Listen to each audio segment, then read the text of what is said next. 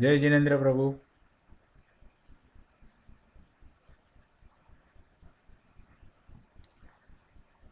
જય જિનેન્દ્ર. આજે શુક્રવાર, સમયસારનો સ્વાધ્યાય શરૂ કરીએ.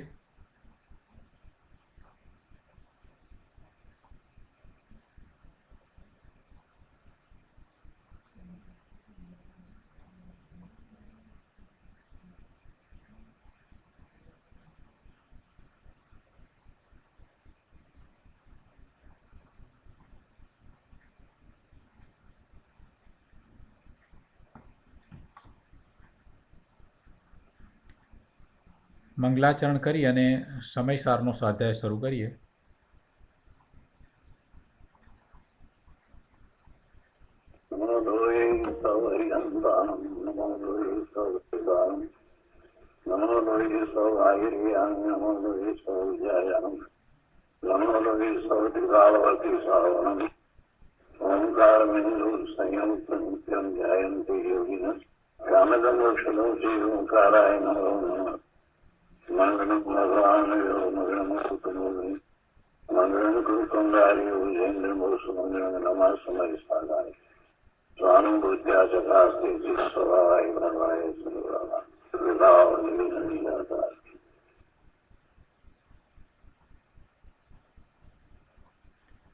સમયસાર ભગવાન કુંદકુંદાચાર્ય રચિત સમયસાર તથા ભગવાન અમૃતચંદ્રાચાર્ય રચિત આત્મખ્યાતિ કળશ સહિત એનો સ્વાધ્યાય આપણે કરી રહ્યા છીએ.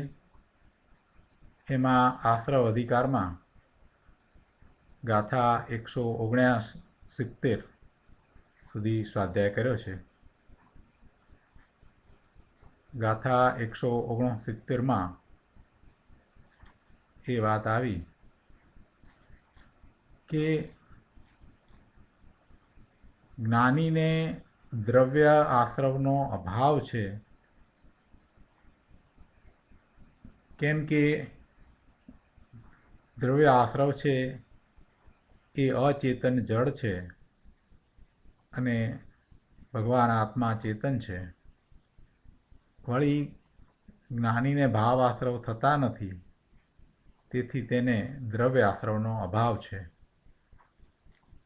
એ વાત 169મી ગાથામાં આવી. એટલે ત્યાં એમ કહેવામાં આવ્યું કે જે પૂર્વે અજ્ઞાન વડે જે મિથ્યાત્વ, અવિરતિ, કષાય અને યોગરૂપ જે દ્રવ્ય આશ્રવભૂત પ્રત્યયો છે, એ બધા જ્ઞાનીને માટે તો માટીના ઢીફા સમાન છે અને એનો સંબંધ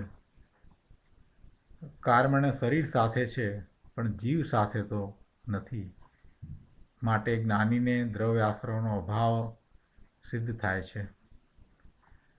અને પછી ભાવાર્થમાં એ વાત પણ લીધી કે જ્ઞાનીને જ્ઞાનરૂપે પરિણમન થવાથી ભાવ આશ્રવનો અભાવ છે, અને ભાવ આશ્રવનો અભાવ છે તો પછી દ્રવ્ય આશ્રવ થતા નથી. હવે આ અર્થનું કળશરૂપ કાવ્ય કહે છે.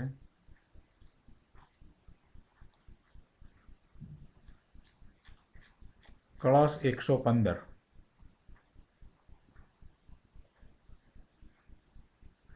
ભાવાશ્રવા ભાવમયમ પ્રપન્નો દ્રવ્યાશ્રવેભ્ય સ્વત એવ ભિન્ન જ્ઞાની સદા જ્ઞાનમ એક ભાવો નિરાશ્રવો નાયક એક એવ. 115માં કળશના અર્થમાં કહે છે કે ભાવ આશ્રવ અભાવમ પ્રપન્ન દ્રવ્ય આશ્રવ વેભ્ય સ્વતઃ એવ ભિન્ન. એટલે કે ભાવ આશ્રવોના અભાવને પામેલો અને દ્રવ્ય આશ્રવોથી તો સ્વભાવથી જ ભિન્ન એવો અયમ જ્ઞાની સદા જ્ઞાનમય એક ભાવ નિરાશ્રવ એક જ્ઞાયક એવ. શું કહે છે કે ભાવ આશ્રવોના અભાવને પામેલો અને દ્રવ્ય આશ્રવોથી તો સ્વભાવથી જ ભિન્ન એવો આ જ્ઞાની કે જે સદા એક જ્ઞાનમય ભાવવાળો છે તે નિરાશ્રવ જ છે,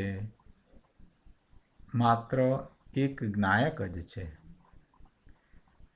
એ જ્ઞાની છે કે જેને ભાવ આશ્રવનો અભાવ કર્યો છે અને એમ થતાં દ્રવ્ય આશ્રવોનો પણ અભાવ થાય છે.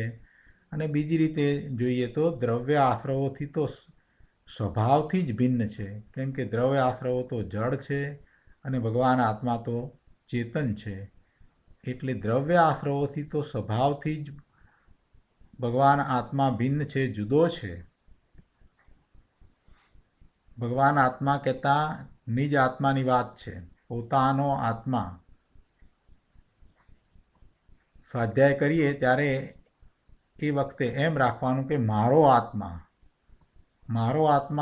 કરતાં પણ આગળ વધીને હું સ્વભાવથી તો દ્રવ્ય આશ્રવોથી ભિન્ન જ છું.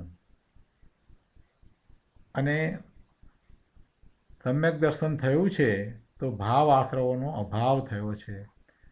માટે આવો જ્ઞાની એક જ્ઞાનમય ભાવવાળો છે, એટલે કે નિરાશ્રવ જ છે, આશ્રવ વિનાનો છે, માત્ર જ્ઞાયક જ છે, જાણનાર જ છે. કળશના ભાવાર્થમાં અહીંયા કહે છે કે રાગ દ્વેષ મોહ સ્વરૂપ ભાવ આશ્રવોનો જ્ઞાનીને અભાવ થયો છે અને દ્રવ્ય આશ્રવથી તો તે સદાય સ્વયમેવ ભિન્ન જ છે. કારણ કે દ્રવ્ય આશ્રવ પૂતગળ પરિણામ સ્વરૂપ છે, જડ છે, અચેતન છે અને જ્ઞાની ચૈતન્ય સ્વરૂપ છે. આ રીતે જ્ઞાનીને ભાવ આશ્રવ તેમજ દ્રવ્ય આશ્રવનો અભાવ હોવાથી તે નિરાશ્રવ જ છે, એટલે કે આશ્રવ વિનાનો જ છે. એટલે એ જ્ઞાતા દ્રષ્ટા ભાવે જ પરિણમે છે, આશ્રવ વિનાનો છે, નિરાશ્રવ છે. એટલે એને એવા બંધ પણ પડતા નથી. કળશ 115 ઉપર પૂજ્ય ગુરુદેવ કાંજી સ્વામીએ જે વિસ્તાર કર્યો છે એ આપણે સમજીએ. પ્રવચન રત્નાકર ભાગ 6, પાના નંબર 263 ઉપર કળશ 115 શ્લોકાર્થ ઉપરનું પ્રવચન. કળશમાં આવ્યું ને કે ભાવ આશ્રવ અભાવમ પ્રપન્ન, ભાવ આશ્રવના અભાવને પામેલો. જે ભાવ આશ્રવના અભાવને પામેલો છે એવો કોણ છે? એવો એ ધર્મી છે, એવો એ જ્ઞાની છે. મતલબ કે ધર્મી જીવ શુદ્ધ દ્રવ્ય સ્વભાવના અવલંબનથી મિથ્યાત્વ તથા અનંતાનુબંધીના રાગ દ્વેષરૂપ ભાવ આશ્રવના અભાવને પામેલો છે. કેવી રીતે પામ્યો છે એ પણ વાત કરી દીધી. દ્રષ્ટિ એની પોતાના શુદ્ધ સ્વરૂપ તરફ થઈ છે અને પોતાના શુદ્ધ સ્વરૂપનું અવલંબન લેતા મિથ્યાત્વ અને અનંતાનુબંધીના રાગ દ્વેષનો અભાવ થયો છે. મિથ્યાત્વ ગયું છે અને અનંતાનુબંધી કસાય પણ ગયો છે. એટલે એને એવા અજ્ઞાન ભાવે થતા રાગ દ્વેષના પરિણામ હવે થતા નથી, એવા ભાવ આશ્રવ હવે થતા નથી. એમ એ ભાવ આશ્રવના અભાવને પામેલો છે. જેને રાગનું કર્તાપણું છૂટી જ્ઞાતા દ્રષ્ટા સ્વભાવનો અનુભવ થયો છે તે ધર્મી સમ્યક જ્ઞાની સમ્યક દર્શની એવો એ સંકિતી જીવ એ ધર્મી ભાવ આશ્રવના અભાવને પામેલો છે. સંકિતીને ભાવ આશ્રવનો એટલે મિથ્યાત્વ અને અનંતાનુબંધીના રાગ દ્વેષનો અભાવ જ છે. મોહનીય કર્મ લઈએ તો એમાં કુલ 28 પ્રકૃતિ છે. દર્શન મોહનીયની 3 પ્રકૃતિ છે અને ચારિત્ર મોહનીયની 25 પ્રકૃતિ છે. એમાં 16 કસાય રૂપ છે અને 9 નો કસાય રૂપ છે. એમ 25 પ્રકૃતિ ચારિત્ર મોહનીયની છે. તેમાં ક્રોધ, માન, માયા, લોભ અનંતાનુબંધીના એવી એ 4 પ્રકૃતિ ચારિત્ર મોહનીયની અને દર્શન મોહનીયની 1 અથવા 3 પ્રકૃતિ. અનાદિનો મિથ્યા દ્રષ્ટિ છે તો માત્ર એક જ પ્રકૃતિ મિથ્યાત્વ જ ઉદયમાં હોય છે, એટલે એનો ઉપશમ થાય છે. અને પછી પડીને પાછો ઉપર આવે છે ત્યારે બીજી 2 પ્રકૃતિ પણ ઉદયમાં હોય છે, તો 3 પ્રકૃતિ ગઈ છે. એટલે દર્શન મોહનીયની 3 અને ચારિત્ર મોહનીયની 4, એમ 7 અથવા તો 5 પ્રકૃતિ જેને ગઈ છે. એવો જ્ઞાની સમ્યક દ્રષ્ટિ હવે અનંત અનુબંધ થાય એવા ક્રોધ, માન, માયા, લોભના ભાવે પરિણમતો જ નથી. એટલે એને મિથ્યાત્વ ગયું છે, એટલે ખોટી માન્યતા, વિપરીત શ્રદ્ધા તો ગઈ છે, પણ સાથે સાથે આ ચારિત્ર મોહનીયની ક્રોધ, માન, માયા, લોભ અનંતાનુબંધીના એક કસાઈની પહેલી ચોકડી પણ ગઈ છે. એટલે હવે એને એવા અનંતાનુબંધીના રાગ દ્વેષનો અભાવ જ છે. રાગ કહેતા લોભ અને માયા છે અને દ્વેષ કહેતા ક્રોધ અને માન છે. એટલે એવા રાગ દ્વેષનો અભાવ જ છે. કોને? સમકિતિને ભાવ આશ્રવનો એટલે મિથ્યાત્વ અને અનંતાનુબંધીના રાગ દ્વેષનો અભાવ જ છે. આ નાસ્તિથી વાત કરી. અને અસ્થિથી વાત કરીએ તો પછી શું કહેવાય? તો એમ કહેવાય કે ધર્મી જીવ ભગવાન જે ત્રિકાળ જ્ઞાન આનંદ સ્વરૂપ છે તેને પામેલો છે. આ તો પહેલાં જે વાત કરી એ તો નાસ્તિથી કરી, જે ગયું છે, નથીની વાત કરી. હવે છે શું? તો કે છે એ તો પોતે આનંદનો અનુભવ કરી ચૂક્યો છે. ત્રિકાળ જ્ઞાન આનંદ સ્વરૂપ ભગવાન આત્માનું એને સંવેદન થયું છે, એની અનુભૂતિ થઈ છે. એવા પોતાના શુદ્ધ સ્વરૂપનો અનુભવ પામ્યો છે. એની દ્રષ્ટિ સમ્યક થઈ છે. એને પોતાના સ્વરૂપનું જ્ઞાન થયું છે, સમ્યક જ્ઞાન છે. અને એ જે નિર્વિકલ્પ ધ્યાનમાં જેટલો સમય ત્યાં રહ્યો છે એટલું એને નિશ્ચયથી ચારિત્ર પણ છે. સાચું શું છે, સાચું ચારિત્ર કેવું છે, સાચી શ્રદ્ધા કેવી છે, સાચું જ્ઞાન શું છે, આ બધું એને અનુભવ સહિત હવે વર્તે છે. એટલે ભલે એ નિર્વિકલ્પ ધ્યાનમાંથી બહાર આવ્યો હોય તો પણ એની દ્રષ્ટિ તો આત્મા તરફ જ રહે છે. એવું એણે કંઈક અલૌકિક પ્રાપ્ત કરી લીધું છે કે જેને કારણે હવે એને પરમાં ક્યાંય સુખ બુદ્ધિ થતી જ નથી. અંદરમાંથી જે વખતે સમ્યક દર્શન થયું એ વખતે અલૌકિક આનંદનું વેદન અનુભવાયું છે. એટલે હવે એને બહારમાં ક્યાંય સુખ બુદ્ધિ થતી નથી. બહારમાં ક્યાંય એને આનંદ આવતો નથી. બહારના ઇન્દ્રિયોના વિષયો હવે એને ફિક્કા લાગે છે. એવો એને જ્ઞાન આનંદનો અનુભવ પ્રાપ્ત થયેલો છે. એટલે એવા જ્ઞાન આનંદ સ્વરૂપ છે તેને પામેલો છે. અનાદિથી જીવ રાગ દ્વેષ મોહરૂપ ભાવ આશ્રવને પામતો હતો. સમ્યક દર્શન વિના એ 4 ગતિમાં ભ્રમણ કરતો હતો અને 84 લાખ યોનિમાં એ ફરતો હતો. ત્યારે સંસારી અવસ્થામાં અજ્ઞાનને કારણે, મિથ્યાત્વને કારણે એ રાગ દ્વેષ અને મોહરૂપ ભાવ આશ્રવને પામતો હતો. રાગ દ્વેષ મારા અને એ મારા કર્તવ્ય, એમાં હું કરવાવાળો છું, એમાં હું રહ્યો છું, એ ભાવે જે પરિણમતો હતો એ રાગ દ્વેષના ભાવરૂપ પોતે થઈ જતો હતો. એમ અનાદિથી કર્તાપણું માનતો હતો.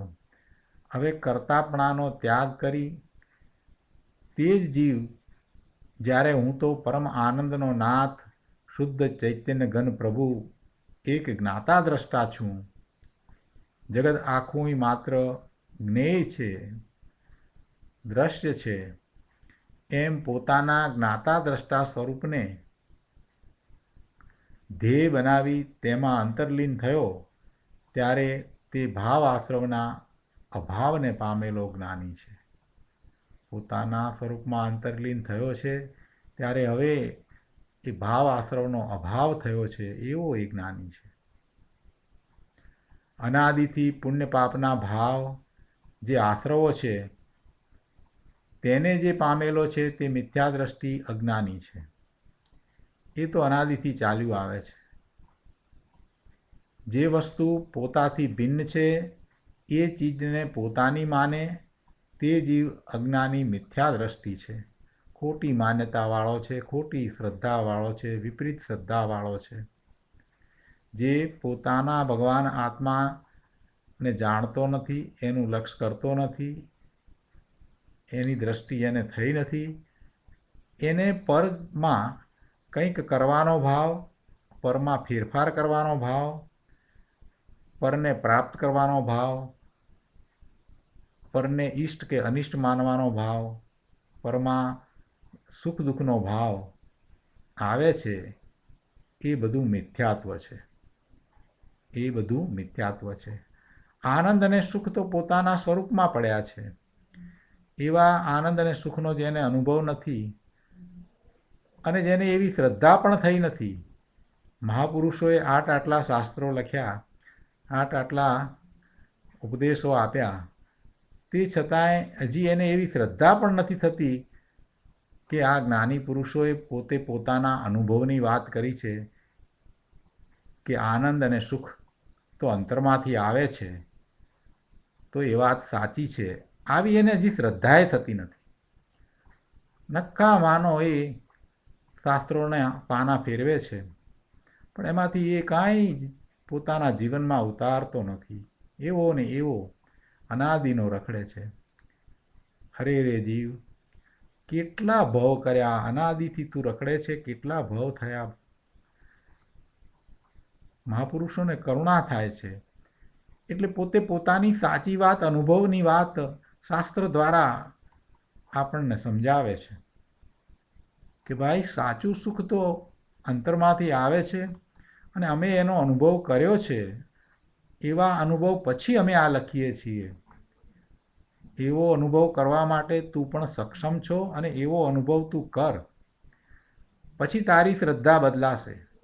અત્યારે તારી માન્યતા, તારી શ્રદ્ધા વિપરીત છે.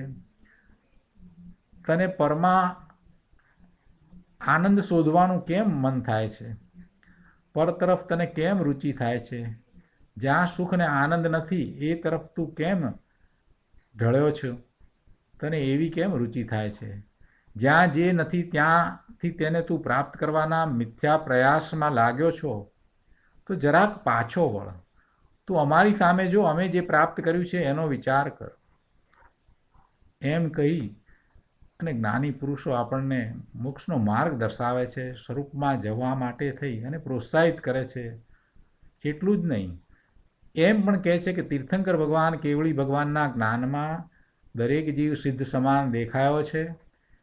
જે પુરુષાર્થ કરે તે તેવા પોતાના સિદ્ધ સ્વરૂપને પ્રગટ કરી શકે એવો છે અને એવો માર્ગ અમને મળ્યો છે, તું પણ એને પ્રાપ્ત કર. આમ જ્ઞાની મહાપુરુષો કરુણા કરી અને માર્ગ દર્શાવે છે. કહે છે કે વસ્તુ પોતાથી ભિન્ન છે અને છતાં એ પોતાની ચીજને પોતાની માને નહીં, એના તરફ લક્ષ પણ કરે નહીં અને બહારમાં પરના લક્ષે ફાંફા મારે અને એમ કરતા એને ભવના ભ્રમણ થાય. ક્યાં સુધી આવા ભવના ભ્રમણ કરશે? ક્યાં સુધી એ રખડશે? જ્ઞાનીને કરુણા થાય છે, મહાપુરુષોને કરુણા થાય છે એટલે એવા માર્ગ દર્શાવે છે. અનાદિથી એવા શુભ અને અશુભ ભાવને કારણે પુણ્ય અને પાપના બંધ કર્યા, એવા આશ્રવો થયા અને એવા બંધ પણ થયા. એને પામેલો એ મિથ્યા દ્રષ્ટિ અજ્ઞાની છે. જે વસ્તુ પોતાથી જુદી છે, ભિન્ન છે, પોતામાં છે જ નહીં, પોતાને એની સાથે સંબંધ જ નથી, એ વસ્તુમાં એ વ્યાપતો નથી, એ વસ્તુ એનામાં વ્યાપતી નથી, એવી પોતાની એ ચીજને પોતે ભૂલી ગયો છે. અને જે વસ્તુ પોતાથી ભિન્ન છે એ ચીજને પોતાની માની તે જીવ અજ્ઞાન ભાવે પરિણમન કરી રહ્યો છે. એટલે કહે છે કે એ ચીજને પોતાની માની તે જીવ અજ્ઞાની મિથ્યા દ્રષ્ટિ છે, એ ઊંધો પુરુષાર્થ કરે છે ને. ગુરુદેવ કહે છે કે ભાઈ, અજ્ઞાની કે જ્ઞાની કોઈને કોઈ કાર્ય પુરુષાર્થ વિનાનું હોતું નથી. અજ્ઞાનીનો પુરુષાર્થ તો છે, પણ ઊંધો પુરુષાર્થ છે. જ્યાં જે નથી ત્યાંથી તે પ્રાપ્ત કરવા તરફ વળ્યો છે, એટલે એનો પુરુષાર્થ તો ઊંધી દિશામાં થઈ રહ્યો છે. કોલસાની ખાણમાં એ સોનું શોધવા માટે ઉતર્યો છે, એને સોનું ત્યાંથી નહીં મળે, એ લુગડા કાળા કરીને પાછો વળશે, બીજું કાંઈ થવાનું નથી. એ પણ પુરુષાર્થ તો કરે છે ને. ગુરુદેવ સમજાવે છે કે ભાઈ, અજ્ઞાની મિથ્યા દ્રષ્ટિ છે, પણ એ અજ્ઞાની પણ કંઈક પુરુષાર્થ તો કરી રહ્યો છે ને, પણ ખોટો ઊંધો પુરુષાર્થ કરી રહ્યો છે. એની માન્યતા ખોટી છે, એ અજ્ઞાન ભાવે છે, માટે એનો પુરુષાર્થ પણ ખોટો છે, ઊંધો છે. કદાચ એ ચારિત્ર લઈ લે તો પણ મિથ્યાત્વને કારણે, ઊંધી માન્યતાને કારણે, વિપરીત શ્રદ્ધાને કારણે એ ચારિત્ર પણ એનું સાચું ચારિત્ર નહીં હોય. એટલે એ પણ પુરુષાર્થ તો કરે છે, નથી કરતો એમ નથી. અજ્ઞાની કે જ્ઞાની કોઈને કોઈ કાર્ય પુરુષાર્થ વિનાનું હોતું નથી. પરમાણુમાં પણ તેનું કાર્ય તેની વીર્ય શક્તિના કારણે જ હોય છે. આ તો જીવ છે. પરમાણુ છે એ પોતાનું કાર્ય કરે છે, એની પર્યાય બદલાય છે, તો એમાં પણ એની શક્તિ છે. એ શક્તિને કારણે એ કાર્ય થઈ રહ્યું છે. આત્માની જેમ પરમાણુમાં પણ વીર્ય શક્તિ છે. અજ્ઞાની ભિન્ન ચીજને પોતાની માને છે, માન્યતા એની ઊંધી છે, પણ એમ છે નહીં, અને એમ બનવું સંભવિત પણ નથી. પરમાણુ અચેતન જળ એ જીવના થઈ શકે નહીં, જીવ એનો થઈ શકે નહીં, એ જીવમાં વ્યાપી શકે નહીં, જીવ એમાં વ્યાપી શકે નહીં. એ પૂતગળ પરમાણુના સ્કંધ જળ એ અચેતન છે, જીવને એ આનંદ આપી શકે નહીં, જીવને એ સુખી કરી શકે નહીં. ભગવાન આત્મા ચેતન છે, એનું સુખ તો એને પોતાનામાંથી જ પ્રાપ્ત થાય, બીજી કોઈ રીતે એ પ્રાપ્ત થઈ શકે નહીં. છતાં એ પર ચીજને પોતાની માને છે, અને એમાં એ રાગ અને દ્વેષ કરે છે. એમ એનો એ પુરુષાર્થ ઊંધો થઈ રહ્યો છે, એમ એણે ઊંધું વીર્ય ખોરવ્યું છે, શક્તિ વેડફી રહ્યો છે. શ્રીમદજીએ લખ્યું છે ને કે દિગંબરના આચાર્યો એમ કહે છે કે જીવનો મોક્ષ થતો નથી, મોક્ષ સમજાય છે. જીવનો મોક્ષ થતો નથી, મોક્ષ સમજાય છે. શું અર્થ છે એનો? ગુરુદેવ સમજાવે છે કે ચિદાનંદ ઘન પ્રભુ અનાકુળ શાંત અને આનંદ રસનો અમાપ અમાપ ગંભીર જેનો બેહદ સ્વભાવ છે, એવા ભગવાન આત્માનો મોક્ષ થતો નથી. મોક્ષ થતો નથી કેમ કે એ તો મોક્ષ સ્વરૂપ જ છે, મુક્ત જ છે. એ ક્યારેય બંધાયેલો હતો જ નહીં. ભગવાન આત્મા એ ત્રિકાળ જ્ઞાયક આનંદ રસનો દરિયો, એ બેહદ ગંભીર સ્વભાવ, શાંત, એ મુક્ત સ્વરૂપ જ છે. એનો મોક્ષ થતો નથી. જે બંધાયો હોય એને છૂટવાનું થાય. ભગવાન આત્મા ક્યાં બંધાયેલો છે? એ મુક્ત જ છે,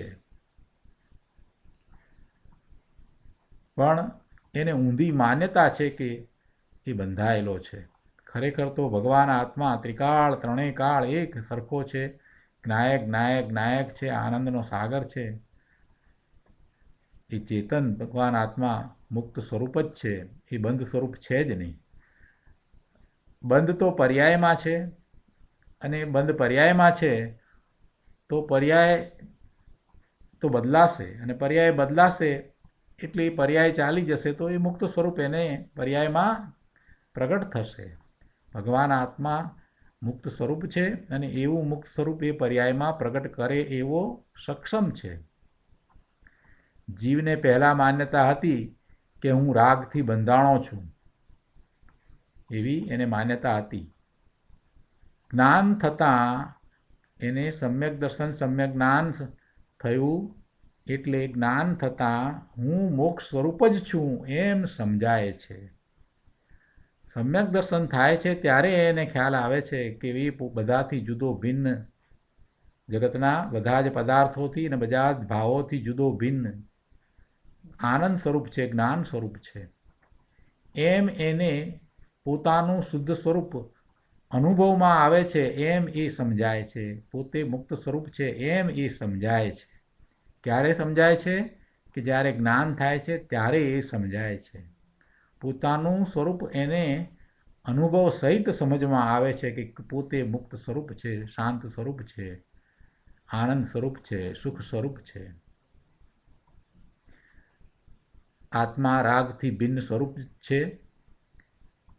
આત્મા રાગથી ભિન્ન સ્વરૂપ જ છે એમ અંતર અનુભવમાં સમજાણું ત્યારે તે મુક્ત જ છે, મુક્ત સ્વરૂપ જ છે. જ્યારથી આ સમજ આવી, અનુભવ સહિતની આ સમજ થઈ, ત્યારથી એ મુક્ત સ્વરૂપ જ છે.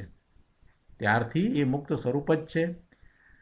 પછી એને બહારમાં ક્યાંય ભટકવાનું રહેતું નથી. પૂર્વના જે કર્મ છે એ ધીરે ધીરે બધા ખરી જાય છે અને પોતાના શુદ્ધ સ્વરૂપને પર્યાયમાં, મુક્ત સ્વરૂપને પર્યાયમાં એ પ્રાપ્ત કરી લે છે. આવા જ્ઞાયકને મુક્ત સ્વરૂપે, અબદ્ધ સ્વરૂપે દેખવો એ જૈન શાસન છે. જૈન શાસન આત્માને મુક્ત સ્વરૂપે, અબદ્ધ સ્વરૂપે જાણે છે, માને છે, શ્રદ્ધે છે અને એમ પ્રરૂપણા કરે છે. જ્ઞાની પર્યાયમાં જૈન શાસન પામેલો છે. ગુરુદેવે બહુ સરસ વાત સમજાવી દીધી છે. અહીંયા 264માં પાના ઉપર કહે છે ઉપરથી જ કે સમયસાર ગાથા 14 અને 15માં પણ આવ્યું હતું કે આત્મા અબદ્ધ સ્પષ્ટ છે, બંધાયેલો પણ નહીં અને સ્પર્શાયેલો પણ નહીં. રાગથી એ બંધાયેલો નથી, તો પછી કર્મથી એ બંધાયેલો છે એ વાત ક્યાં રહી?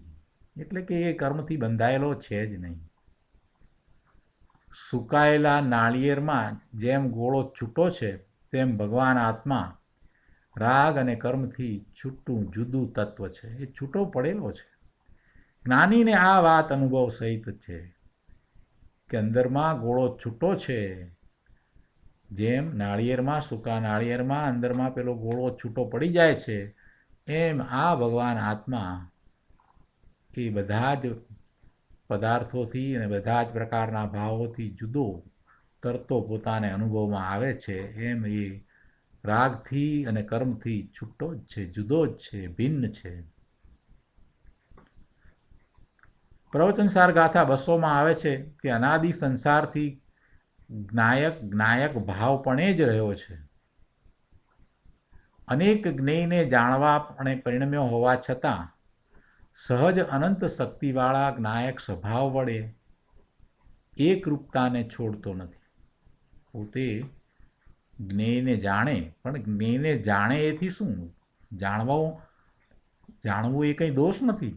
જાણવાથી કોઈ દોષ થતો નથી.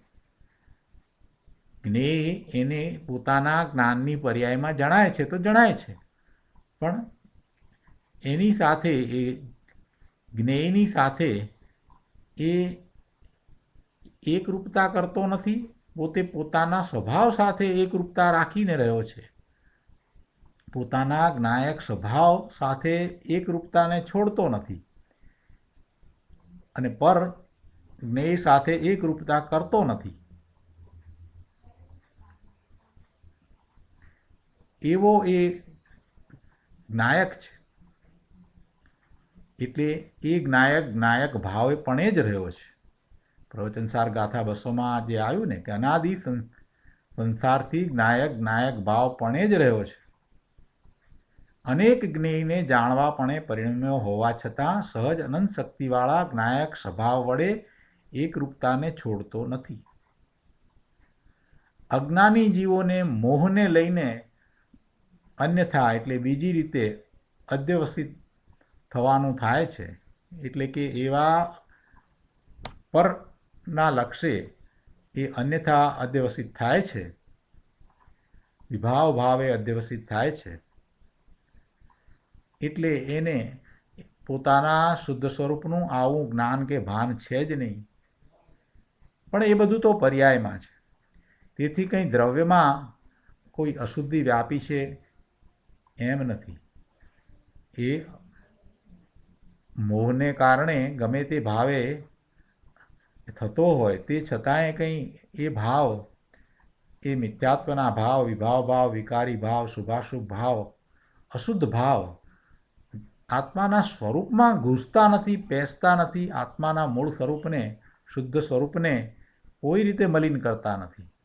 જે મલિનતા છે તે તો પર્યાયમાં છે, એ તો ક્ષણિક છે. એક સરખી એ મલિનતા રહેતી પણ નથી. કર્મના ઉદયો આવે છે તો એ એક સરખા ક્યાં રહે છે? એટલે જે અજ્ઞાનીને મોહને લીધે થઈ અને જે પરિભ્રમણ થાય છે, કર્મના ઉદયો સાથે જોડાવાનું થાય છે, આ બધું કંઈ એક સરખું રહેતું નથી. એટલે એવા અધ્યવસાન કંઈ એક સરખા રહેતા નથી. કેમ કે એના સ્વભાવમાં જે નથી એ એક સરખું રહી શકે કે ક્યાંથી? જે એના સ્વભાવમાં નથી એ વસ્તુ એક સરખી રહી શકે જ નહીં. જે એના ગુણને કારણે નથી એ વસ્તુ એક સરખી રહી શકે જ નહીં. રાગ દ્વેષ કંઈ એના ગુણને કારણે નથી, એટલે રાગ દ્વેષ પણ ક્યાં એક સરખો રહે છે? આ વાતને સમજવાની છે, આ વાતને પકડવાની છે. ગુરુદેવ કહે છે કે ભગવાન આત્મા તો સદા નિર્મળાનંદ સચ્ચિદાનંદ પ્રભુ છે. સત નામ શાશ્વત, સત એટલે હોવાપણું, શાશ્વત કાયમ જેનું હોવાપણું છે એવો સત નામ શાશ્વત જ્ઞાન અને આનંદનો ગોળો ભગવાન આત્મા છે. ધ્રુવ ધ્રુવ ધ્રુવ અનાદિ અનંત જ્ઞાયક ભાવ રૂપે જ છે. પર જ્ઞેયને જાણવા છતાં શુદ્ધ તત્વ પર જ્ઞેયપણે થયું નથી, છે નહીં અને થશે નહીં. પર જ્ઞેયને જાણવા છતાં પણ એ શુદ્ધ તત્વ પર જ્ઞેય રૂપે થતું નથી, પર જ્ઞેયપણે થતું નથી, પર જ્ઞેયના ભાવે પરિણમતું નથી. પર જ્ઞેયને જાણે પણ એથી કરીને એ પર જ્ઞેયના ભાવે ખરેખર તો એ પરિણમતો જ નથી. જે પરિણમન થાય છે એ તો બધું પર્યાયમાં થાય છે. એ દ્રવ્ય તો ત્રિકાળ એવું ને એવું શુદ્ધ જ રહે છે. એ દ્રવ્ય પર જ્ઞેયપણે થતું નથી, એ દ્રવ્ય પર ભાવે થતું નથી. એ પોતાના ગુણમાંથી પોતાનો જેવો સ્વભાવ છે એવા સ્વભાવ ભાવે જ એ રહ્યો છે અને એમ જ રહે છે. ત્રિકાળ એમ જ છે. પાના નંબર 265 ઉપર કહે છે બીજા પેરેગ્રાફમાં કે હવે આવી અંતરદ્રષ્ટિની વાતમાં સૂઝ પડે નહીં. એટલે વ્રત કરવા, દયા પાળવી, ભક્તિ કરવી, દાન કરવું ઇત્યાદિ બાહ્ય ક્રિયાઓમાં જીવ લાગી જાય છે. તત્વની વાતને સમજે નહીં. સહેજ પણ પુરુષાર્થ કરે ને તોય તત્વની વાત તો સમજાય એવી છે. શુક્રા ન સમજાય. ભગવાન આત્મા જ્ઞાન સ્વરૂપ છે એને શુક્રા ન સમજાય. એમાં શું અઘરું છે? તત્વની વાત પોતાની વાત છે તો પોતાની વાતને એ ન સમજે એમ કેમ બને? પણ એને સમજવાનું ગમે તો એ સમજવાનો પુરુષાર્થ કરે, સમજવાની રુચિ કરે તો સમજાય. પણ એને એવી રુચિ થતી નથી. એ પ્રમાદમાં પડ્યો છે, એ મિથ્યાત્વમાં પડ્યો છે, એ અજ્ઞાનમાં પડ્યો છે. એટલે ધર્મના નામે પોતાના શુદ્ધ સ્વરૂપને સમજ્યા વગર બાહ્ય વ્રત, તપ, દયા, ભક્તિ વગેરેમાં એ જૈન ધર્મ માની રહ્યો છે, જૈન દર્શન માની રહ્યો છે અને એમ એ ક્રિયામાં લાગી જાય છે. એમને એમ જીવન એ પૂરું કરે છે. શુભ ભાવથી વિશેષ કંઈ એ પ્રાપ્ત કરતો નથી. એવું કેમ કરે છે? કેમ કે પ્રમાદ છે ખરેખર તો. પણ બીજી રીતે એમ કહેવાય કે એમાં એને ઝટ સમજ પડે છે. મહાવરો છે ને એનો, અનાદિથી શુભભાવ ને ધર્મ માનવાની એ એની શ્રદ્ધા રહી છે ને, એટલે એ એવું કર્યા કરે છે. અને વળી બીજાને પણ ખબર પડે કે કાંઈક કર્યું, દેખાય ને, ક્રિયા કરે તો દેખાય ને. પણ ભાઈ એ તો બધી બહારની ક્રિયાઓ છે, એમાં ક્યાં આત્મા છે? જન્મ મરણનો અંત કરવો હોય તો એ બાહ્ય ક્રિયાથી નહીં થાય. ભગવાન પોતાને સમજ્યા વિના અને અંતરદ્રષ્ટિ કર્યા વિના જીવ અનાદિથી દુઃખી છે. આ મોટા રાજાઓ અને કરોડપતિ શેઠિયાઓ બધા આત્મદ્રષ્ટિ વિના દુઃખી જ છે. પોતાના સ્વરૂપને સમજ્યા વગર બધા દુઃખી થયા છે. કૃપાળુદેવે પણ કહ્યું છે ને કે જે સ્વરૂપ સમજ્યા વિના પામ્યો દુઃખ અનંત. અનંત દુઃખ પામ્યો એટલે અનંત કાળથી એ દુઃખી કેમ રહ્યો? કે પોતાના સ્વરૂપને સમજ્યો નહીં. પોતાના સ્વરૂપને જ એ સમજ્યો નહીં, બીજું બધું સમજ્યો પણ પોતાના સ્વરૂપને સમજ્યો નહીં. એનું જ એણે લક્ષ ન કર્યું. જે સ્વરૂપ સમજ્યા વિના પામ્યો દુઃખ અનંત. ક્યાંય એમ નથી કહ્યું કે જે દયા પાળ્યા વિના પામ્યો દુઃખ અનંત કે ભક્તિ વિના પામ્યો દુઃખ અનંત. કૃપાળુદેવે એમ નથી કહ્યું. ભક્તિ માર્ગ શ્રેષ્ઠ છે એ કોઈકને કોઈક અપેક્ષાએ ક્યાંક કહ્યું હશે, પણ એમના અંતરમાં તો આ જ વાત હતી કે પોતાના સ્વરૂપમાં જાય તો જ એ અનાદિથી ચાલ્યા આવતા દુઃખને મિટાવી શકે. એ તો પહેલી જ ગાથામાં એમણે વાત કરી આત્મસિદ્ધિમાં કે જે સ્વરૂપ સમજ્યા વિના પામ્યો દુઃખ અનંત. સમજાવ્યું તે પદ નમું શ્રી ગુરુ ભગવાન. એટલે જરાક વિચાર કરે કે સ્વરૂપમાં જવા માટે કૃપાળુદેવે કેટલો બધો અનુરોધ કર્યો છે. એ વાતને મૂકી અને પોતાને જે ગમે છે એમાં જે સહેલું લાગે છે, જેમાં સહેલું લાગે છે એમાં એ જાય છે.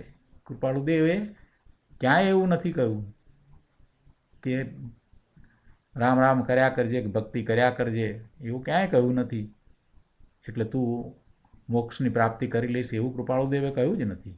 કોઈકને કોઈક અપેક્ષાએ એની યોગ્યતા પ્રમાણે એને એ વાત કોઈક રીતે બતાવી હોય, અને એમાં પણ એમ કહ્યું હોય કે જો તારા સ્વરૂપમાં નથી જઈ શકતો તો એની બદલે તું સિદ્ધ ભગવાનની ભક્તિ કરે છે તો પણ એ ગૌણતાથી તારે માટે યોગ્ય છે, પણ મુખ્યતાથી તો તારે તારા સ્વરૂપમાં જ જવું જોઈએ.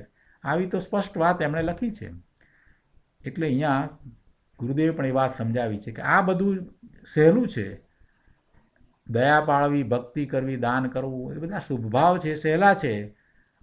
એટલે એમાં એ જલ્દીથી ચાલ્યો જાય છે ને એ કરે એ બીજાને ખબર પડે ને ખબર પડે એટલે એમાં પોતાનો માન કસાય પણ પોસાય. પોતાનો માન કસાય પણ એમાં પોસાય છે. પણ એ માર્ગ નથી. પોતાના સ્વરૂપને સમજ્યા વિના, અંતરદ્રષ્ટિ કર્યા વિના જીવ અનાદિથી દુઃખી છે, રખડી રહ્યો છે. તો એવા ભવના ભ્રમણ પોતાના સ્વરૂપને સમજ્યા વિના જશે નહીં, ટળશે નહીં. આ મોટા રાજાઓ અને કરોડપતિ શેઠિયાઓ બધા આત્મદ્રષ્ટિ વિના દુઃખી જ છે, સ્વરૂપને જાણ્યા વિના દુઃખી થાય છે. શાંત રસનો સમુદ્ર એવા ભગવાન આત્માને ભૂલીને તેઓ કસાઈની અગ્નિમાં બળી જ રહ્યા છે. 6 ઢાળામાં આવે છે ને કે યહ રાગ આગ હૈ સદા તાતઈ સમામૃત સેઈએ ચિર ભજે વિષય કસાય અબ તો ત્યાગ નિજ પદ બેઈએ. ગુરુદેવ કહે છે કે ભાઈ અનંતકાળ વિષય કસાય સેવ્યા, અનંતકાળથી આ વિષય કસાય તો તું સેવી રહ્યો છે. હવે તો તેને છોડીને અંતરદ્રષ્ટિ કર. પોતાની અંદર વિકારના પરિણામ થાય છે એને છોડવાનું જ્ઞાનીઓ કહે છે. પરને સેવવાની અને છોડવાની કોઈ વાત નથી. કેમ કે પરને કોણ સેવે અને કોણ છોડે? પર પદાર્થ છે, વસ્તુ છે, એને છોડવાની કે એને સેવવાની વાત નથી. પર વસ્તુ છે તે પર જ છે, પણ એના પ્રત્યેનો જે ભાવ, એના પ્રત્યેનું જે વલણ છે, મિથ્યા માન્યતા કે એ મને લાભદાયી છે, એ મને ઇષ્ટ છે કે અનિષ્ટ છે, એ મને આનંદ આપનાર છે કે દુઃખ આપનાર છે, એવી ઊંધી માન્યતાને છોડવાની છે. એ પર છે, તે પર છે, એ મારામાં કંઈ કરી શકતું નથી, હું એનામાં કંઈ કરી શકતો નથી, એમ એના પ્રત્યે એનું વલણ બદલવાની જરૂર છે. વસ્તુ તો છૂટી પડી જ છે, છોડવાનું જ્ઞાનીઓ કહે છે, પણ પરને સેવવાની કે છોડવાની કોઈ વાત નથી. કેમ કે પરને કોણ સેવે અને કોણ છોડે? અહીં તો એમ કહે છે કે વિષય કસાય રહિત અંદર આનંદનો નાથ ભગવાન છે, એની સેવામાં એકવાર આવ, એનું લક્ષ કર, એની દ્રષ્ટિ કરી અને એના તરફ ઢળી જા. તેથી તને આનંદ થશે, સુખ થશે અને અંદર ભણકાર વાગશે કે હવે હું અલ્પકાળમાં મુક્તિ પામીશ. સમ્યક જ્ઞાન જે થયું તે ભાવ આશ્રવથી રહિત થયું છે. સમ્યક જ્ઞાનમાં કોઈ ભાવ આશ્રવ નથી, શુભાશુભ ભાવને કોઈ સ્થાન નથી. સમ્યક જ્ઞાન જે થયું તે ભાવ આશ્રવથી રહિત થયું છે. ભલે મતિશ્રુત જ્ઞાન હો તો પણ એણે સ્વજ્ઞેયને પકડ્યું છે ને. દ્રષ્ટિ તો સ્વજ્ઞેય તરફ થઈ અને એને સ્વજ્ઞેયને જાણ્યું છે ને, સ્વજ્ઞેયને અનુભવ્યું છે ને. સમ્યક મતિશ્રુત જ્ઞાન કેવળ જ્ઞાનને બોલાવે છે, એટલે કે તે કેવળ જ્ઞાનને પ્રાપ્ત કરવાનું કારણ છે. એ કેવળ જ્ઞાનનો અંશ છે. સમ્યક દર્શન એ કેવળ જ્ઞાનનો અંશ છે. 266માં પાના ઉપર બીજા પેરેગ્રાફમાં કહે છે કે આ રીતે ભાવ આશ્રવના અભાવને પામેલો અને દ્રવ્ય આશ્રવોથી તો સ્વભાવથી જ ભિન્ન એવો આ જ્ઞાની કે જે સદા એક જ્ઞાનમય ભાવવાળો છે તે નિરાશ્રવ જ છે. કળશ 115ના ભાવાર્થ ઉપરના પ્રવચનમાં છેલ્લા પેરેગ્રાફમાં ગુરુદેવ કહે છે કે બાપુ, અનંત કાળમાં નહીં કરેલી આ વાત છે. ભગવાન, તું પંચ મહાવ્રતધારી દિગંબર સાધુ અનંતવાર થયો, પણ સ્વરૂપને ગ્રહ્યા વિના એકલી રાગની ક્રિયાઓમાં વ્યસ્ત રહીને ત્યાં ને ત્યાં એટલે કે સંસારમાં જ રોકાઈ રહ્યો. નગ્ન દિગંબર સાધુ થઈને પણ શુભ ભાવમાં રોકાઈ રહ્યો, સ્વરૂપમાં ગયો નહીં. સ્વરૂપમાં ગયો હોય તો એને સમ્યક જ્ઞાન હોય, અને એમ હોય તો એને વધારે ભાવ હોય નહીં. સ્વરૂપમાં જ રોકાઈ રહ્યો નહીં અને સંસારમાં જ રોકાઈ રહ્યો. નગ્ન દિગંબર મુનિ થઈ અને સ્વરૂપમાં સ્થિરતા કરવાની હતી, એના સ્થાને સ્વરૂપની દ્રષ્ટિ જ ન કરી શક્યો, એટલે સમ્યક દર્શન જ પ્રગટ ન કરી શક્યો, એટલે પછી એ સંસારમાં જ રોકાઈ રહ્યો એમ જ કહેવાય. શુભ ભાવમાં રોકાઈ રહ્યો એટલે સંસારમાં જ રોકાઈ રહ્યો. બાકી જ્ઞાન થતાં જ્ઞાની તો નિરાશ્રવ જ હોય છે. સમ્યક દર્શન થાય એટલે એને આશ્રવ હોય જ નહીં, એને પછી વધારે બંધ હોય જ નહીં, અને પછી એને સંસાર તો અલ્પ હોય, તે અલ્પકાળમાં મુક્તિને પામે છે. આવી વાત છે. હવે આજનો સ્વાધ્યાય આપણે અહીંયા સુધી રાખીએ છીએ.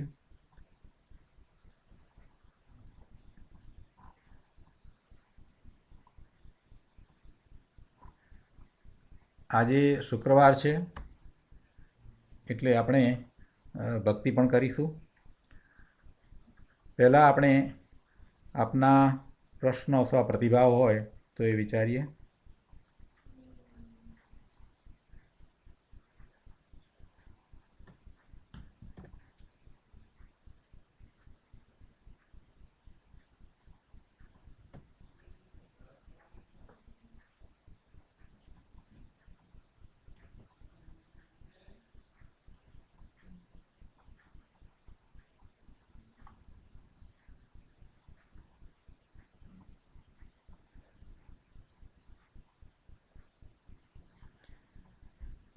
આજનો કળશ બહુ ભાવવાહી હતો. ગુરુદેવે ઘણી વાત કરી. ગાથા 169ના પ્રવચનમાં જે વાત કરી એનાથી વધારે વાત ગુરુદેવે આ કળશ ઉપર કરી. ખૂબ વાત સમજાવી, ખૂબ ખૂબ ખૂબ સત્ય સમજાવ્યું.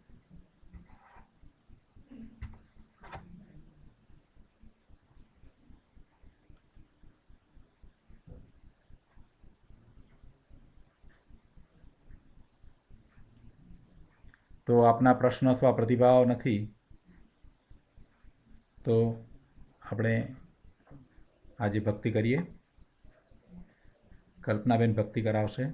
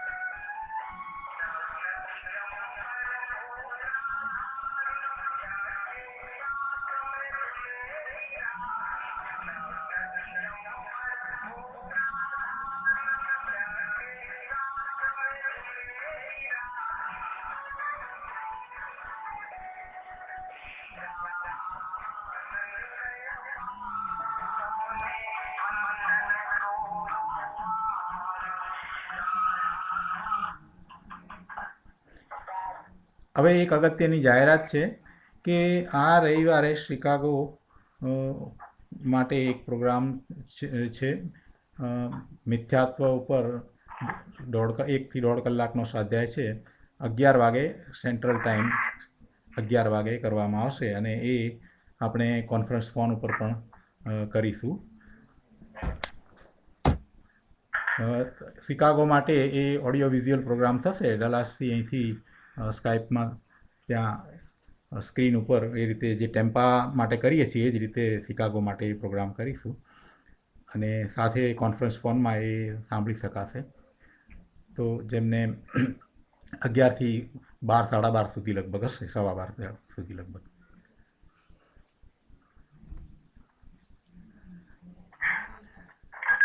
તો આજનો સ્વાધ્યાય આપણે પૂરો કરીએ છીએ. ભક્તિ પણ પૂરી થઈ.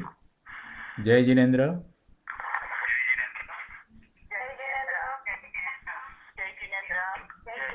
જય જિનેન્દ્ર. જય જિનેન્દ્ર. જય જિનેન્દ્ર.